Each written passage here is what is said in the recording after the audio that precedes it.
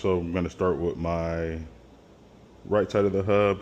Just drop the bearings in, the ball bearings in, one at a time.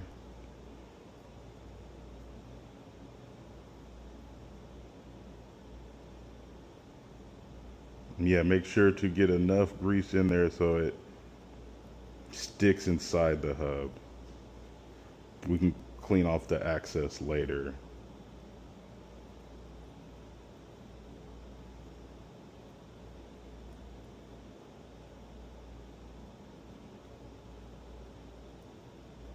So depending on your hub, you may have so many ball bearings in there. So just be cautious of how many came out of there.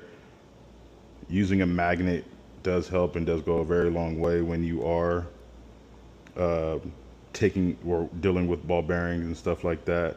So just be cautious of how many went in, or excuse me, came out, and then how much you put in. So we're looking good. Just smear it over the top.